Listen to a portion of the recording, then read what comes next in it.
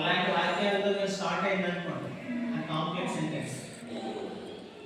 If she is reading well she get a job అన్నాడు, అది sentence పడిపోవాలి. ఆమె బాగా చదివితే జాబ్ వస్తుంది, బాగా చదివితే జాబ్ వస్తుంది. తెలుగులోనైతే సీత అన్నం తిని టీవీ చూసింది, అది ఇంగ్లీష్లోనే మారుతుంది అనమాట. ఇంగ్లీష్లో కాంప్లెక్స్ సెంటెన్స్ అంటే when I reached the railway station the train had left, అదే వాక్యం ఏ సెంటెన్స్ ఉంటుంది ఇంగ్లీష్లో, అప్పుడు అదేమవుతుంది కాంప్లెక్స్ సెంటెన్స్. అక్కడ వెనతో స్టార్ట్ అయ్యింది. Okay, unless you try well you will get job, you did not get job, you do not get job. ఇలాగా unless తో గాని ఇఫ్ తో గాని అండ్ తో గాని స్టార్ట్ అయితే దాన్ని ఏమంటాం కాంప్లెక్స్ సెంటెన్స్. ఇది ఇంగ్లీష్ లో సింపుల్ సెంటెన్స్ ఏమొస్తుంది, ఇంగ్లీష్ లో simple sentences in case of, in spite of, in spite of ఇలాంటివి వచ్చాయి అనుకోండి. In case of, in spite of ఇలాంటివి వస్తే అప్పుడు అది సింపుల్ సెంటెన్స్ అవుతుంది, సింపుల్ సెంటెన్స్. తర్వాత సంయుక్త వాక్యం లేదా కాంపౌండ్ సెంటెన్స్. కాంపౌండ్ సెంటెన్స్ తెలుగులో కాంపౌండ్ సెంటెన్స్ కి ఎగ్జాంపుల్ ఏంటి? సంయుక్త వాక్యం ఆమె బాగా చదివింది కానీ ఉద్యోగం రాలేదు, ఉద్యోగం రాలేదు. ఇదేంటి కానీ అనేది పెట్టాం, కానీ అనేది పెట్టాం. ఇక్కడ ఏం చేసింది, రెండు వాక్యాలు ఏమైంది కలిపింది, కంబైన్ చేసింది కాబట్టి కాంపౌండ్ సెంటెన్స్, కాంపౌండ్ సెంటెన్స్. అలాగే ఎండ్ మరి కూడా వస్తుంది, సీత అలాగే సరళ, సీత మరియు సరళ మంచి స్నేహితురాలు, మంచి స్నేహితురాలు అన్నాడు. ఏమొచ్చింది మరియు వచ్చింది, మరియు వచ్చింది కాబట్టి అది కాంపౌండ్ సెంటెన్స్, ఇది వాక్యాలు కలిపింది.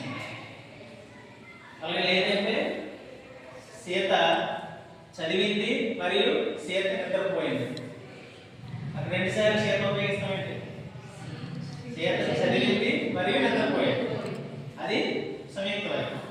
సీత చదివి నిద్రపోయింది, అదే అర్థమైందా? అక్కడ మరియు కానీ ఇలాంటి పదాలు వస్తే అది సంయుక్త వాక్యం. సీత టీవీ చూసి నిద్రపోయింది, అదేంటి సెన్సెస్ వాక్యం. సీత టీవీ చూసింది మరియు నిద్రపోయింది, మార్కెట్కి వెళ్ళింది మరియు పుస్తకాలు కొన్నది, అదేమవుతుంది కాంపౌండ్ సెంటెన్స్. అలా ఇంగ్లీష్లోనే ఏమవుతుందంటే ఆమె బాగా చదివింది కానీ ఉద్యోగం రాలేదు. He studied very well but she did not get job. She studied very well but she didn't get job. అక్కడ ఏం ఉపయోగించాం if ఉపయోగించాలి, బట్ ఉపయోగించాం అన్నమాట. అలాగే సంయుక్త వాక్యం ఇంకొక ఏమొస్తుంది ఇంగ్లీష్లో, not only but also, not only but also.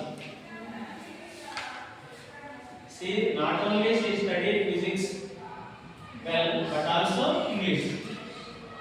నాకు ఫిజిక్స్ మాత్రమే కాదు ఇంగ్లీష్ కూడా బాగా చదువుతుంది. She teaching Telugu, not only he teaching Telugu but also teaching everyone. Telugu మాత్రమే కాదు అన్ని బాగా చెప్తుంటే అన్నాను, అదేమవుతుంది సంయుక్త వాక్యం.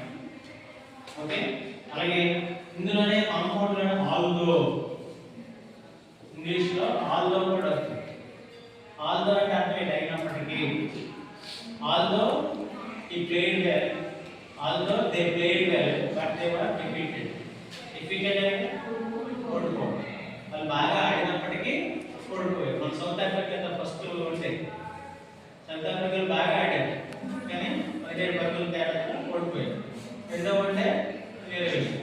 సో ఈ విధంగా ఆల్దో వచ్చిన ఇఫ్ వచ్చిన ఓకేనా, అందువల్ల ఇక్కడ నెక్స్ట్ ఈ నాట్ ఓన్లీ బట్ ఆల్సో సంయుక్త వాక్యం.